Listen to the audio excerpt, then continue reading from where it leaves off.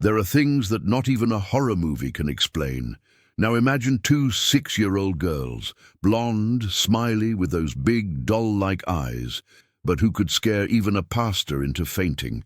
And I'm not exaggerating. I saw it with these very eyes, still hanging on after all this time. The nannies, they ran, literally. One bolted out in the middle of the night, screaming like a lost soul. Another locked herself in the bathroom and only came out when the police arrived. "Those girls are from the devil," she screamed, clutching a crucifix, her hair wild like she had seen the devil himself sipping tea in the kitchen. And the creepiest part? The girls smiled, that calm smile, cold, a kind of smile that gives you chills even in the summer. Now, let me ask you something. Do you believe in energy, in vibes? Because that mansion on top of the wealthy neighborhood had it all. A pool, Japanese garden, imported marble. But it also had a strange silence. The kind of silence that screams in your soul's ear. It was the house of Dr. Samuel Davila, a businessman, richer than most, widowed since the twins were born. They say his wife died during childbirth, but the doctor who attended her never worked again, disappeared, like dust in the wind. Samuel never spoke about it. He raised the girls with the help of housekeepers who came and went like autumn leaves. None lasted more than a week. Some left crying, others didn't even collect their pay. "There's something wrong with those girls, Mr. Samuel," were the last words of one of them before vanishing, leaving her luggage in the middle of the living room. But Samuel, rational to the bone, didn't believe in ghosts, trauma, nothing. They're just smart girls. They need discipline, that's all. And that's when she appeared, a woman with calm eyes, a countryside accent, light steps, and a voice that had lived through much.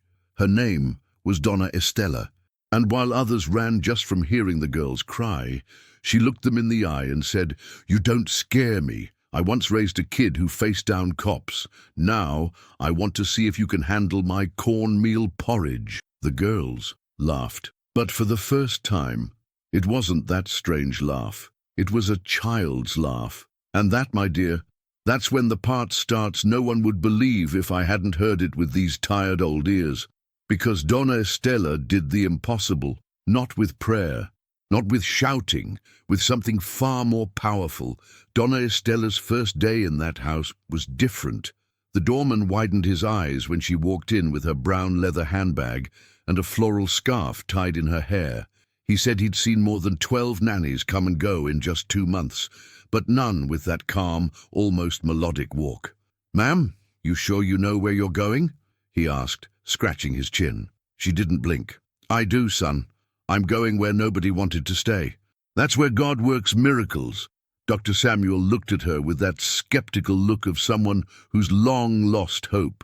"The girls are smart, but they have difficult behaviors. Difficult kids are just unloved kids," she said, pulling a kettle out of her bag.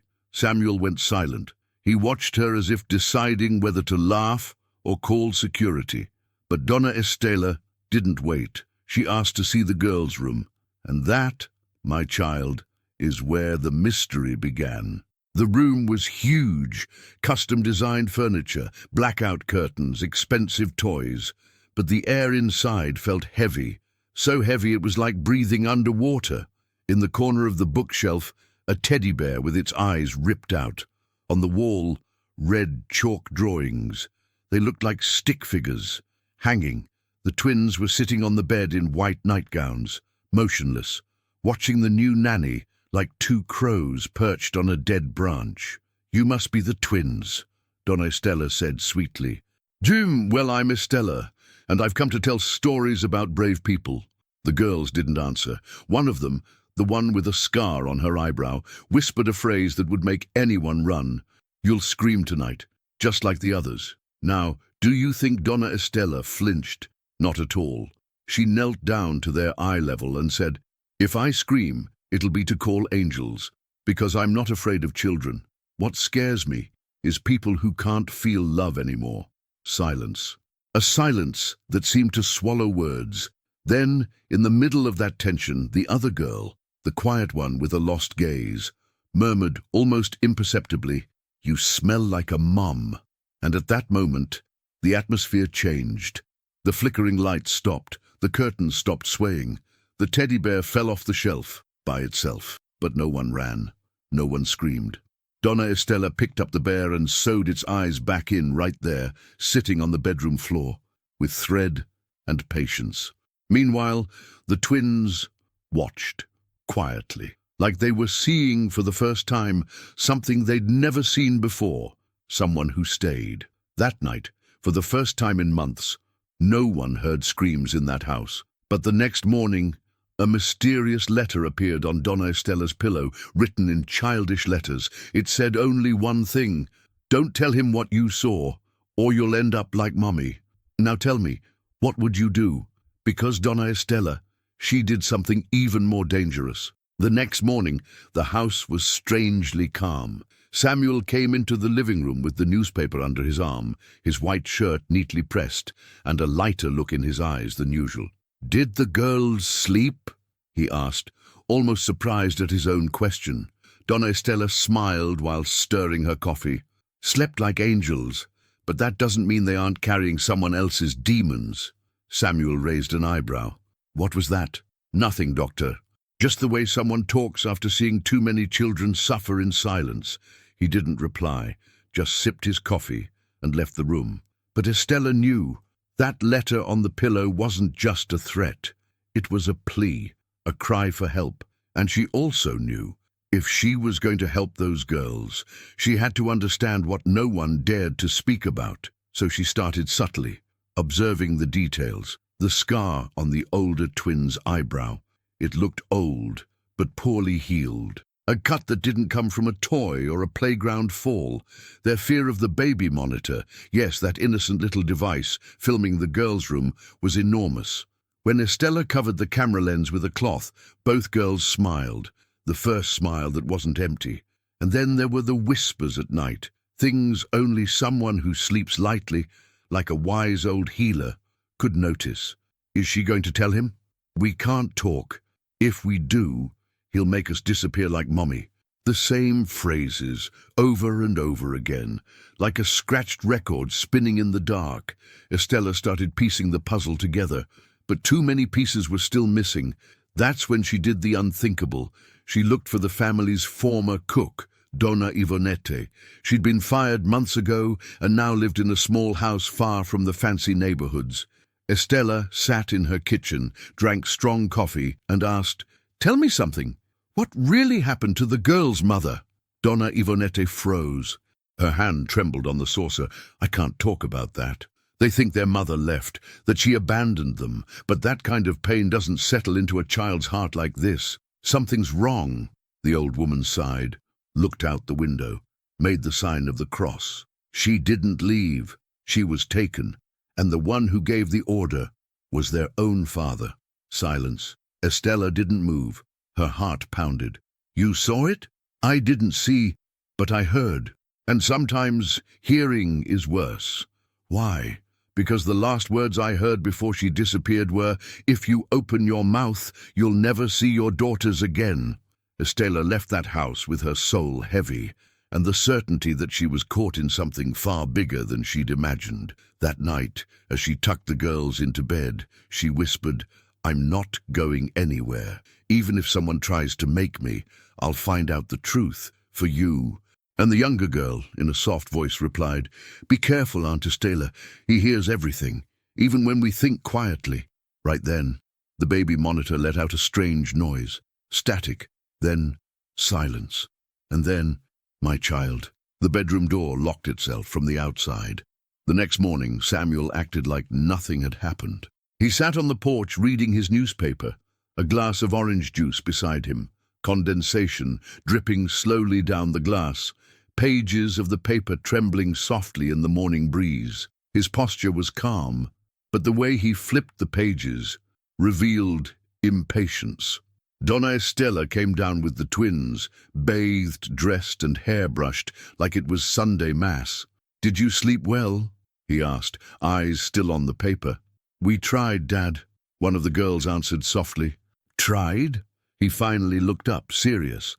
Donna Estela stepped in with a gentle smile. "You know how children are, Doctor. They sleep, wake, dream. Sometimes the nightmares aren't in the bed, but in their memories." Samuel stared at her a second longer than necessary. His eyes hid more than they revealed. "Don't feed their imagination," he said firmly. But Donna Estela wasn't feeding imagination. She was nourishing truths no one wanted to digest. Later, while the girls played in the backyard, or pretended to, since their laughter still didn't reach their eyes, Estella climbed alone to the attic. She'd heard from Ivonette that the doctor's wife used to go up there to cry alone. The wooden door creaked, like it was begging her not to enter. The smell inside was old wood and dusty grief. There, between boxes and children's books, still inscribed with loving dedications, she found a blue-covered notebook. Handwritten title and Clara's diary. Clara, the mother of the girls. The first pages were sweet, filled with maternal joy. "Today the girls kicked inside me for the first time. It felt like they were dancing. Samuel doesn't show it much, but I know he's excited too. He just doesn't know how to express it." But as the pages went on, sweetness turned to fear. "I think Samuel doesn't want me to find something out. He gets strange when I mention my grandmother. Says her stories are dangerous." Then a section torn out, pages ripped out angrily, and finally one shaky last paragraph. "If anything happens to me, don't let him erase my memory. My daughters have the right to know who I was." Donna Estela clutched the notebook tightly. She knew she was holding the key to a buried story, not just figuratively. When she came down from the attic, Samuel was standing at the base of the stairs, silent, face unreadable. "What were you doing up there?" he asked. Looking for truths time tried to hide." "I don't want you filling the girls' heads with fantasies. Fantasy is denying what the soul of this house screams." He stepped closer, slowly. "What are you implying, Donna Estela?" She took a deep breath. "I'm saying that sometimes the worst violence hides behind silence and orange juice at breakfast." Samuel didn't respond, just turned and walked away. But his footsteps were heavier now. That night, after the twins were asleep, Estela recopied the diary passages onto clean pages. She tucked them inside an old Bible and placed it beneath her pillow. But when she awoke, the Bible was gone, and in its place, a torn photograph of Clara, her face ripped off, and on the back in adult handwriting, "Some memories deserve to be erased." "Now tell me, my child, what do you think Donna Estela did after that? Because what came next was the chapter that would separate fear from true courage." Donna Estela stood frozen, staring at the torn photo. The missing face of Clara said more than 1,000 words. This wasn't a child's prank, it was a message, and it came from someone who knew exactly what they were doing. She folded the picture gently, slid it into the pocket of her apron, and that same day walked into the police station. She moved with a firm step, but her soul hesitated. She knew to challenge a man like Samuel Davila was no small thing. "I want to file a report regarding a possible forced disappearance from years ago," she told the front desk clerk. The young officer looked confused. "Of yourself, ma'am?" "No, a woman named Clara, wife of Dr. Samuel Davila." The officer paused. "Do you have any evidence?" She showed the diary, the copied notes, the torn photo. But when the chief of police arrived, he didn't even want to look. "That case was closed years ago. Official cause. Complications during childbirth. Confirmed death." "Do you have a death certificate?" "Yes, and signed." "And where's the body?" Silence. "She was cremated," said the chief curtly. "Without consent from any family member? No investigation?" The chief stood up from his chair. "Are you implying something?" "I'm saying maybe they burned more than just memories." They escorted her out politely, with the kind of smile that says, "Stay out of what doesn't concern you." But Donna Estela wasn't one to back down. She left the station more certain than ever that there was a pact of silence, thicker than the mansion's walls. And so she turned to what she knew best, the heart. That night, she baked a corn cake, brewed fresh coffee, sat with the girls on the porch, and began telling stories from her youth. Real stories. Sad ones. There was a little girl who lived in a beautiful place, but cried every night. No one saw because she hid it. She was afraid to tell what she heard, what she saw, afraid to be punished. Until one day, a woman came and said, "Tell me, I'll carry it with you." The girls exchanged glances. The youngest spoke, her eyes glistening. "Mommy used to cry too. You remember that? She'd sing a lullaby really soft at night, but she stopped singing the last day." Estella's throat tightened. "Martine, what happened on the last day?" The older one answered, "Daddy locked the door, and Mommy never woke up." It hit like a punch. They didn't cry, but their eyes, oh, their eyes said everything. They told the story their mouths couldn't bear to. The next day, Estella returned to Donna Ivonette's house. She asked her to call an old neighbor of the Davila family, a quiet woman who always claimed she'd seen things from her upstairs window.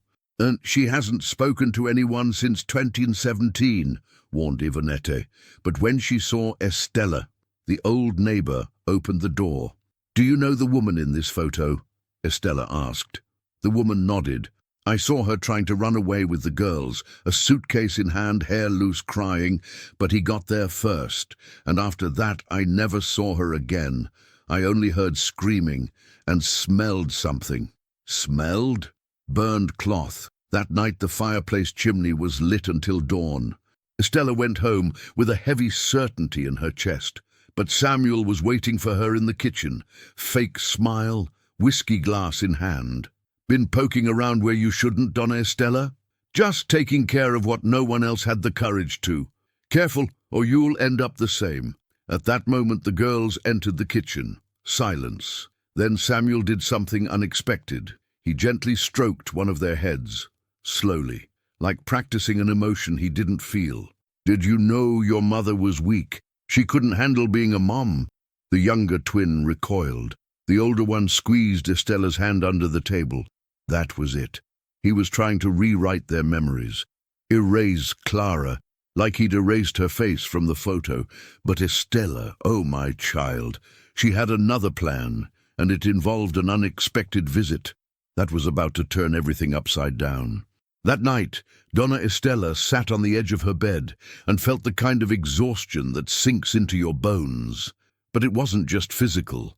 It was the weight of carrying what belonged to three, the silence of the girls, the broken past of their mother, and the danger that now showed in Samuel's every glance. She knew that hugs weren't enough anymore.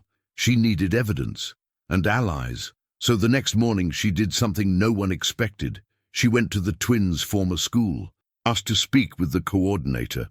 "They'd been out for a while, right?" she asked gently. "Yes," said the coordinator. "Dr. Samuel claimed health reasons, said he'd hire private tutors, that the older one had episodes, that she wasn't fit for group environments." Estella breathed deep. "Was there ever any report? Any suspicion?" "Nothing formal, but a teacher who quit last year said one of the girls drew a picture of the mother lying down with fire around her." Silence. "Nasty. Do you still have that drawing?" the woman thought, then rummaged through drawers. She pulled out a glue-stained envelope. Inside was a crumpled piece of colored paper, a child's drawing, but its message. A woman on the ground, two crying girls beside her. Behind them a man with open arms, and above them a fireplace, flames pouring out. Estella nearly fainted. "Can I take this with me? If it helps them, take it." On the way back, Estella stopped at the gate and stared. The mansion was beautiful, the kind you see in magazines, but now all she saw were invisible bars, a porcelain prison. Inside, Samuel was meeting with a sharply dressed man, tall, serious voice. "Is this the nanny?" the man asked. "This is her," Samuel replied. "I'm the family's attorney," the man said, turning to Estella. "We're evaluating the girl's behavior, exploring possible clinical intervention." Estella frowned. Clinical, as in psychiatric? The older one shows signs of delusion, wild imagination. She may pose a risk to herself or her sister." Estella froze. Samuel smiled. "That's why I need professionals, not people who feed fantasy." And in that moment Estella saw it clearly. Samuel planned to have his own daughter committed to erase the past by locking away the future. That night, she acted. She handwrote a letter, detailed everything, the diary, the drawing, the threats, slipped it under the door of an old journalist in town, a woman known for exposing powerful men. Then she sat down with the twins. Listen closely. You are strong, you are brave, and what you remember is not a lie. The older one began to cry. He wants to send me away. You won't go, because now you've got someone who won't run. But Samuel's plan was further along than she thought. The next morning, 2 men knocked on the door. We're here for the girl. Court order for psychiatric evaluation. Estella stepped in front of the door. She's not going anywhere. She is. The order's clear. And then, something no one expected happened. A police car pulled up to the gate, and out stepped the journalist. Microphone in hand, cameraman behind her, letter in hand. We received a serious tip, and we have the right to document everything happening here. Samuel turned pale. The journalist turned to the camera. This is the house where nannies disappear, where children draw fires, where the past was cremated, but ashes still linger in every corner. The whole city saw it. And right then, my child, in that exact moment, the mask began to melt. But the worst part? It still hadn't come. For the first time in years, the mansion's gate stood wide open. The breeze rolled in like it carried justice on its shoulders. The journalist, even with the camera off, stared at the twins with a mixture of tenderness and fury. This wasn't just a story. It was personal. I knew Clara, she said to Estella, the girl's mother. We studied together. She believed in fairy tales, until she realized she'd married the wolf himself. Estella felt a chill crawl up her spine. Did she ever confide in you? Not much, but the last email she sent me. She was scared. She said she had evidence, that she'd hidden everything, in an envelope in the basement. Estella's eyes widened. Basement? There's a hidden entrance behind the library shelf. She wrote it before disappearing. Estella didn't waste a second. She grabbed the twins by the hand and marched inside. Samuel was outside yelling at the police, accusing them of overreach, accusing the journalist of invasion of privacy. But now, no one was listening to him. The library shelf was massive, hardwood, books that had never been read. Estella started to push. Behind it, a small hatch, locked, an old latch, still sturdy. The officer with the journalist pried it open with the butt of his gun. Clack! The wood gave way. The smell was of mold, dust, and time locked away. They descended carefully, stone steps, dim light, and there, buried among old boxes, photographs, medical reports, they found a brown envelope tied with a blue ribbon and a letter, handwritten. If you found this, it's because my voice wasn't enough. I hid what I could, but please tell my daughters who I truly was. The handwriting trembled, but the message was clear. Photos of the girls as newborns, letters Clara had written but never sent, an ultrasound with the names written in careful script, Lucia and Helena. Estella clutched the envelope like it held a soul. Now you know the truth, she whispered to the girls. And then something haunting happened. The girls dropped to their knees, quietly, on the cold floor. They closed their eyes and began to sing, a low, soft, sorrowful melody. What is that, girls? Estella asked, her voice shaking. Lucia answered, It's the song Mommy sang when she was scared. We remembered, but only now could we sing it again. Helena added, She said when we sang, she could hear us from heaven. Estella fell to her knees too. She cried like she hadn't in 20 years, not since losing her own son. Because in that moment, she wasn't just a nanny. She was part of their story, part of their healing. They carried the boxes up in their arms, showed them to the authorities. Finally, justice had the evidence it needed. Samuel tried to run, but he was caught, arrested, and in the back of the police car he still screamed, "Those girls are cursed! Since the day they were born, they ruined everything." And then the quietest of the twins said something. With the calm of someone who knows more than they seem. We didn't ruin it, we set it free. That night, as the house emptied, with police removing evidence and furniture, Estella made one last batch of porridge. The girls ate quietly, but before bed, Helena asked, "Aunt Estella, are you leaving too?" She looked straight into the child's eyes. "I've walked away from a lot of things in life, but this time, I'm staying. And Lucia," in a whisper, "you smell like home." And for the first time since all of this began, the two girls fell asleep in each other's arms, smiling. But fate still had one last surprise, because as Estella washed the last dishes of the night, a car pulled up to the house, and out stepped someone no one expected to see again, someone who would change everything. The headlights sliced through the night like blades through the hush. The car was old, worn, with faded paint and a little sign dangling from the rearview mirror that read, "Trust the time." Donna Estella paused at the front door. The breeze brushed her face, carrying something ancient with it, a scent of damp flowers, of tears buried deep. The girls appeared behind her, sleepy-eyed in their pajamas, squinting as if waking from a dream too beautiful to be true. Then the car door opened, slowly, as if time itself was afraid to move too quickly. Out stepped a thin woman, long hair tied back in a messy bun, a worn coat draped over her shoulders, and eyes carrying the weight of 1,000 sleepless nights. Lucia was the first to speak. "Mommy?" The woman gasped, nearly collapsed. Her legs trembled. "Lucia, Helena." Estella didn't move, didn't breathe, because standing there in front of them was Clara, alive, pale, aged, scarred from within, but alive. The girls ran to her, threw themselves into her arms, as if they were pieces of a puzzle finally snapped back together, and they cried like children cry when the nightmare ends, and the warmth of a mother's embrace brings them back to life. Clara kissed them, smelled their hair, touched their faces like she wanted to reclaim every minute she had lost. Estella, teary-eyed, finally asked, "How?" Clara, still on her knees, said between sobs, "I ran. Samuel tried to kill me. He put something in my drink and took me away, but he didn't finish, left me at a hospital in another town under a false name. When I woke up, I didn't remember who I was, just their faces. My God! I spent years trying to figure it out. Then I saw the news, the letter, their names, and it all came back. I hitchhiked, slept in bus stations, but I came." The girls clung to her. Estella knelt beside her and whispered, "They never forgot you." Clara wept harder.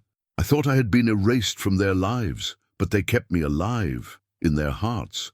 Just then a police car rolled up again. It was the same officer. "We've received your confirmation, Mrs. Clara. We're here to guarantee your protection. And to take your statement." Clara stood up, the girls wrapped around her waist. "I'll tell you everything, every detail. But please, just let me hold them tonight." The officer nodded. Estella quietly slipped into the kitchen, boiled milk, prepared 3 mugs. From the window she watched the 3 of them on the porch, mother and daughters, bathed in the same light that once only lit sorrow. She took a deep breath. She knew she had done her part. But before she could rest, she heard a soft knock at her bedroom door. It was Helena. "Aunt Estella, can I tell you a secret?" "Of course, my angel. We used to dream about Mommy, but in the dream it was you holding our hands." Estella cried right there. But it was a good cry, a healing cry, the kind that cleans the soul. But just when she thought the nightmare had ended, the phone rang. It was the journalist. "Estella, you need to see this. A document just surfaced, and the name on it will change everything again." Donna Estella gripped the phone tightly, heart pounding like thunder in her chest. "Say that again, dear. What name appeared?" she asked, pressing the phone closer to her ear. The journalist lowered her voice. "It's a private testament dated before Clara's accident, officially signed and notarized by Samuel. In it, he declares that Clara was not the biological mother of the twins." The world stopped spinning. "What?" "According to the document, Clara raised the girls from birth, but Samuel claimed she wasn't their biological mother. that it was part of an arrangement with a young woman who couldn't keep them. Clara supposedly agreed to raise them as her own, but none of this matches the maternity records from the time. You have those records? We do, and they say something very different. Silence. What? Estella asked. They show that Clara not only gave birth to both girls, but suffered severe complications, hemorrhage, life-threatening labor. It was a miracle she survived. Estella's legs gave way. She sat down hard on the bed. So he tried to erase her right to be their mother with a piece of paper. Exactly. And get this, the notary office where the will was filed belongs to Samuel's brother. Estella didn't respond. She just breathed deep. That same morning, the journalist showed up at the house with the documents in hand. Clara held the paper with trembling fingers. She read and reread it as if her eyes didn't want to believe, but her heart already knew. He wanted to take everything from me, she whispered, even the right to be their mother. Estella stepped in softly. But he didn't win, because paper doesn't erase a womb, doesn't erase a lullaby, doesn't erase arms that held through the night. Clara broke down again. The girls sat on the couch, watching in silence, as if understanding everything, even if they didn't know all the words. Then Lucia asked, "Mommy, he said you were crazy." "But you were just scared, right?" Clara knelt in front of them. "I wasn't crazy. I was hurt, deeply hurt, but I never stopped loving you." Helena hugged her. Lucia joined, and the three of them, wrapped together, became one again. Then Estella did something unexpected. She pulled a folded piece of paper from her pocket, the girl's old drawing, the one with the fire and the mother. "Do you remember this?" Lucia nodded. "We used to dream about it every night. We thought it was a lie. But it was a memory, wasn't it?" "It was." Then Estella revealed one more truth. "I requested a DNA test between you and Clara, just to silence the world." Clara blinked, surprised. "And," Estella smiled, "it confirmed what the heart already knew, your mother and daughters, in blood, in soul, in everything." Clara wept, truly wept, but that day on that cold marble floor, between tears and burned-up memories, something bigger happened, healing. Estella went to the kitchen, baked cheese bread, made chamomile tea and returned with the tray. "Tomorrow, we start again, together, and this time, no one enters this house to erase anyone ever again." But that night, she got one final call, this time from Samuel's lawyer. "Ma'am, you're in this up to your neck. You trespassed, ordered unauthorized tests. You acted in secret." Estella laughed. That deep, fearless laugh, the kind only women who've walked through hell and come back alive know how to give. "You can bill all of that under love, sir. And while you're at it, prepare a cell for someone who fakes a will, because now truth is ready to speak." She hung up, but on the other end of the line, someone else had been listening, someone who hadn't yet shown up in this story, someone with a secret that would turn the final chapters upside down. The next morning, the house phone rang early. Donna Estella picked it up, expecting the journalist, or maybe the police, with updates on Samuel's charges.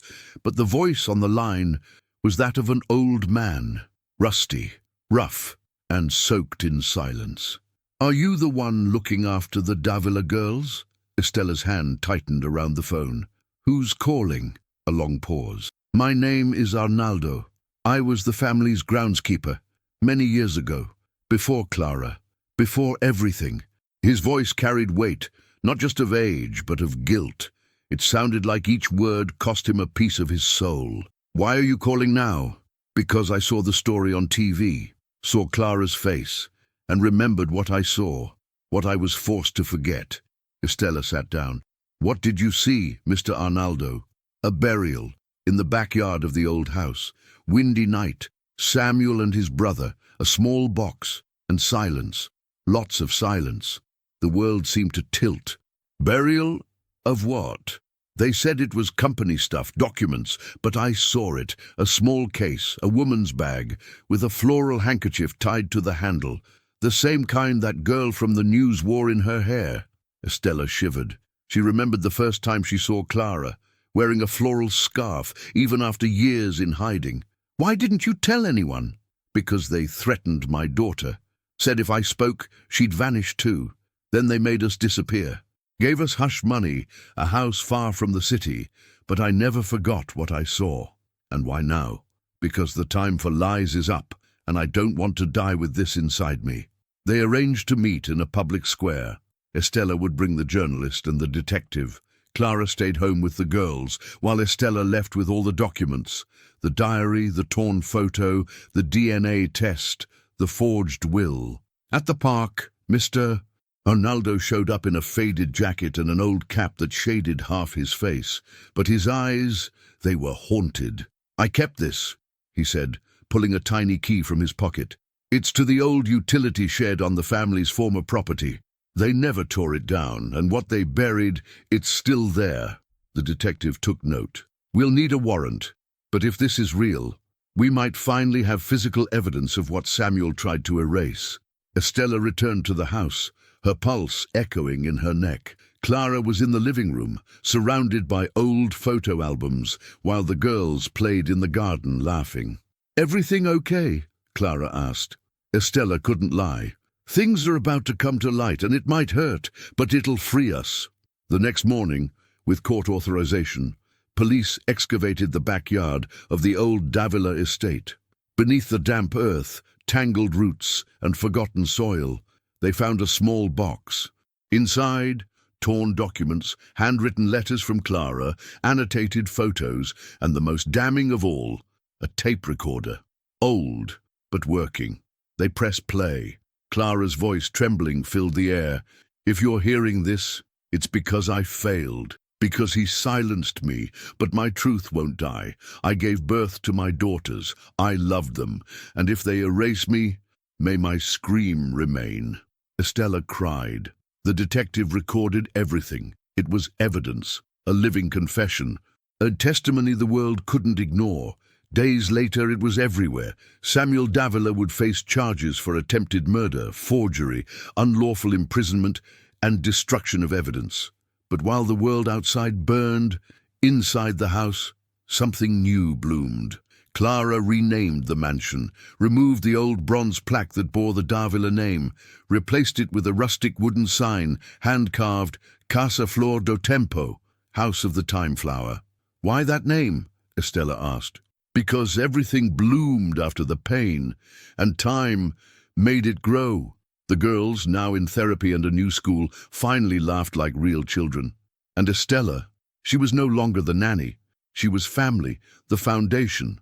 But one thing still lingered, one last meeting, because Clara had decided to visit someone who once made her doubt her worth, someone whose words had wounded her the most: Samuel's mother, Donna Alzira.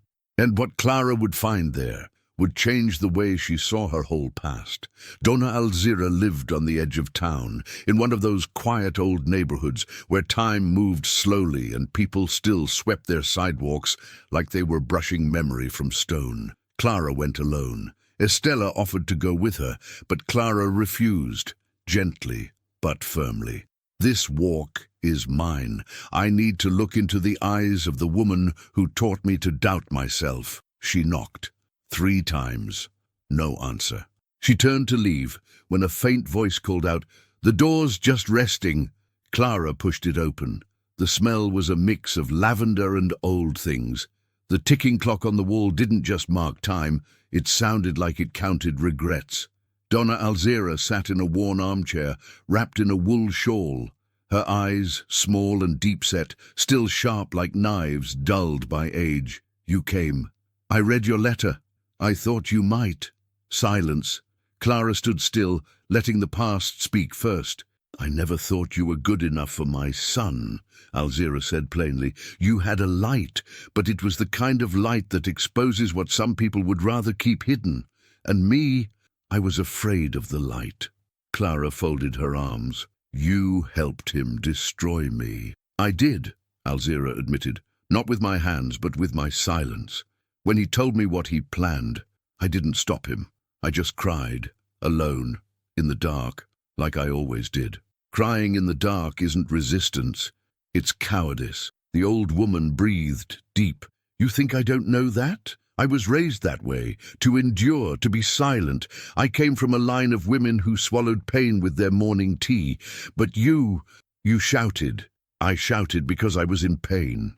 And it was your shout that made me realize how long I'd been dead inside. Clara stepped closer. Why write the letter?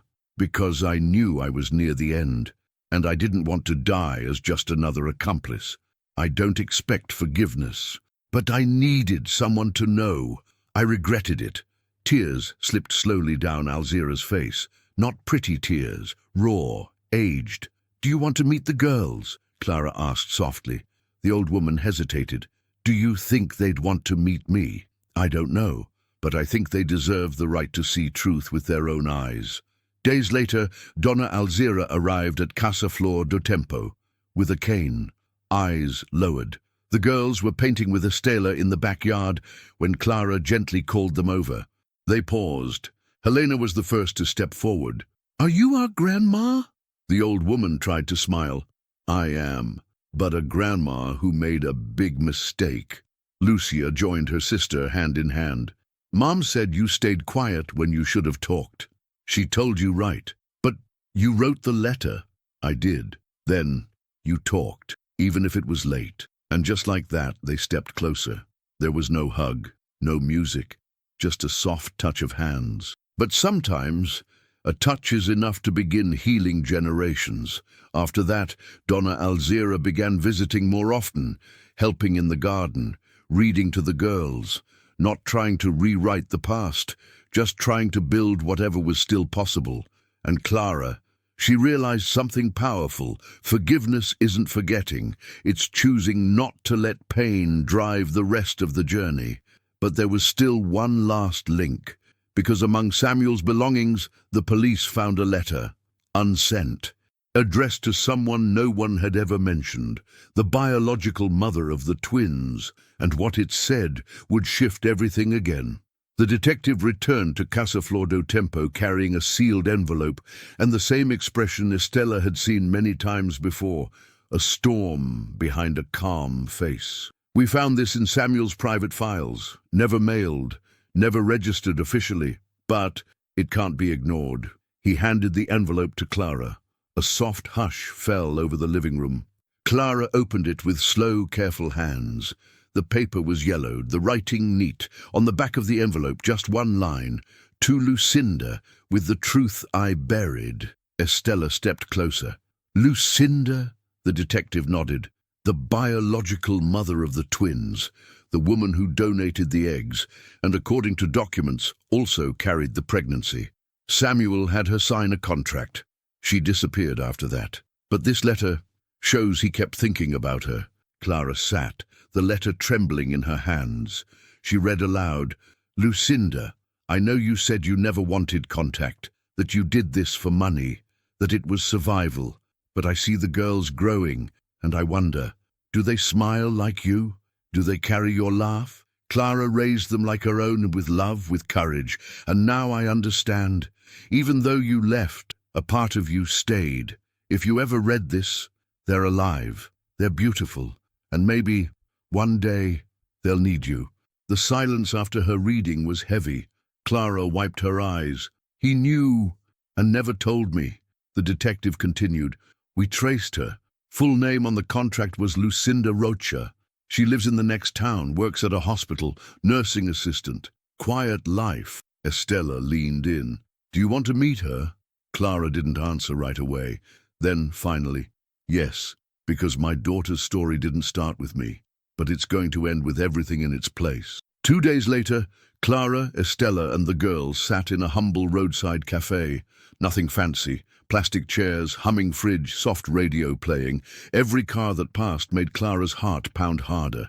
Then she arrived. Lucinda, dark hair pulled back, still in her hospital scrubs, badge around her neck, a small bouquet of wildflowers in her hand. Her eyes, wide, teary, humble. She paused at the table. I didn't know if I should come. Clara stood, calm, solid as ever. But you did. And that's enough. Lucinda swallowed hard.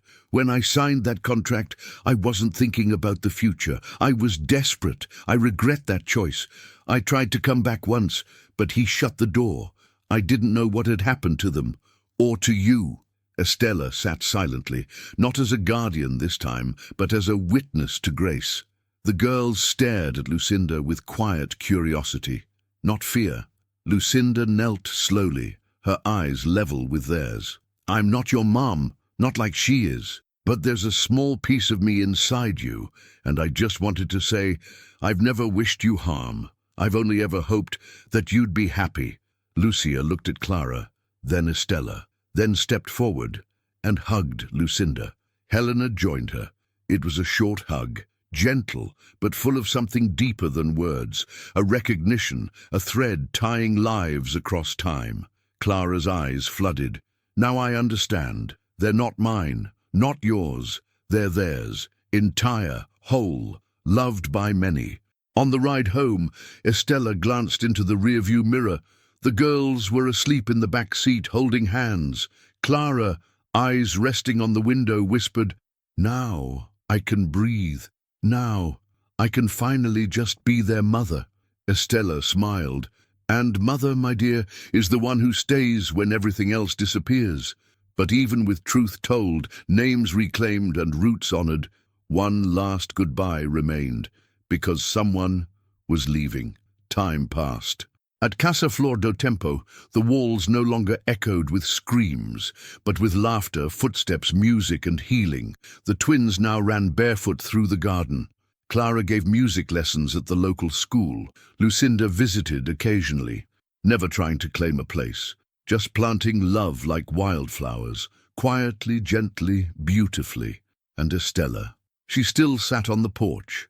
Same old chair, same hot coffee, same gaze of a woman who'd already stared the devil down and come back smiling. But that morning, something felt different. Donna Alzira, the woman who had once darkened the house with silence, now lay quietly in her bed. The look on her face was not of fear, but of peace. Clara sat beside her. "Do you need anything?" The old woman shook her head slowly. "I already have what I never thought I'd know again. Peace." The twins walked in, quiet, barefoot, and solemn. They sat on the floor beside her, one on each side. "Grandma," Helena whispered. "And I'm here, my flower," Alzira replied, barely audible. "Are you going to get better?" Lucia asked, eyes wide. A smile crooked on the old woman's face, broken but full of sweetness. "Getting better sometimes means saying goodbye with the heart in the right place. And I finally learned how to ask for forgiveness." They held her hands, warm, wrinkled, still trembling. Estella entered the room in silence. She didn't need words. She just stood by the door, her presence steady as always. Clara took a breath and began to sing, the lullaby. That same one, the one Clara's mother had once sung to her, the one she had sung trembling on the day she disappeared. "Vento leva a dor, mas deixa o cheiro da flor, que dia chorou, mas depois renasceu." Dona Alzira's eyes fluttered. A single tear rolled down her cheek, and then she stopped breathing. But what lingered in that room was not sadness. It was gratitude. At the funeral, few people came, but all who mattered were there. Clara held her daughter's hands, Estella beside them, firm. Lucinda stood in the back, quiet, a bouquet of white daisies in her hands. Before the grave was filled, Estella stepped forward and whispered, "You made mistakes, you caused pain, but you looked back, and for that, may peace be your rest." Back at the house, as the sun set over the garden, Clara found Estella writing in a small notebook. "Writing what?" she asked. "Things I want to leave behind, not for me, but for you, for them." "For when?" Estella gave that mischievous, wrinkled smile. "For when time comes to fetch me. It doesn't knock, it just shows up." Clara sat beside her. No words needed, because they both knew the worst was behind them, the future was blooming, but one chapter still remained, the one with no pain, no courtroom, no ghosts, just joy, just life, the final chapter, the most beautiful of all. Because what started in fear was about to end in celebration. It was spring, and Casa Flor do Tempo had never felt more alive. The garden exploded with colors. The girls ran barefoot through the grass, their laughter rising like birdsong. Clara stirred cake batter in the kitchen, and Estella stood in the doorway with her hands on her hips, watching it all, like a guardian who had once seen the house collapse and now witnessed it flourish. That day was special. There would be a party. Not for birthdays, not for farewells, but for something much deeper, a beginning. Clara had made a decision. She would make it official, not to erase the past, but to embrace the present with both arms. The family she rebuilt, the story they all survived. The front porch was simple, a white cloth over the table, wildflowers from the garden, no gold, no photographers, but every soul there mattered. Friends from school, neighbors, the journalist, the detective. Lucinda, quiet in the corner, hands folded, and Estella, of course, wearing her best dress and her proudest smile. The girls wore pale blue dresses, handmade daisy crowns, and that light in their eyes, it wasn't haunted anymore, it was joy. Clara stepped into the center, a white dress, simple, steady, glowing. Estella cleared her throat and tapped her cup. All right, folks, they gave me the honor of saying a few words. And I don't waste words, so listen with your hearts. Silence. Say this house, once drenched in fear, became a garden of love. But love, my friends, didn't fall from the sky. It was built with tears, with grit, with truth that stung before it healed. She turned to the twins. These two little warriors. They taught us all that love doesn't need to be perfect. It just needs to be persistent. Then she faced Clara. And this woman proved that a mother isn't just the one who births. She's the one who stays when everyone else runs. The one who sings through the war. The one who believes, even when she has no memory, no voice, no paper, just love. Clara cried. The girls cried. Even the detective wiped his eyes discreetly. Estella smiled. Today, Clara isn't just changing a name, she's baptizing a story. And that, my dear, no one can take from you. Applause, tears, laughter. Then Clara took the mic, borrowed from the school, and spoke. I want to thank Donna Estela, who saved me without asking for anything. Lucinda, who gave me the gift of being a mother, and my daughters, who taught me that love doesn't control, it holds gently. She knelt before the girls. You gave me strength when I was nothing but shadow. And now, I want the world to know we're a family. Not perfect, but whole. Estella stood holding a paper. Here it is, the new official registry. Helena and Lucia. Flor do Tempo. Because that's what you are. Flowers the wind tried to bury, but time made bloom. The girls hugged Clara. Then Estella. Then a soft guitar strum. The journalist had brought it, and she began to sing the song. The song, the one from the nightmares, now sung in light. Vento leva a dor, mas deixa o cheiro da flor, que dia chorou, mas depois renasceu. Everyone joined in. The sun dipped low. Golden light spilled through the windows, filling every room that once held pain. Estella looked up at the sky and whispered, Go in peace, Samuel. May time teach you what you refused to learn here. Then she exhaled and smiled, because at last the house could breathe, the children could laugh, the past could rest, and the future wasn't scary anymore. And you, my child, what did you think of this story? Drop your comment below, leave a like to support the channel, and don't forget to subscribe so you don't miss another good tale like this. See you next time from your one and only Grandpa Rico.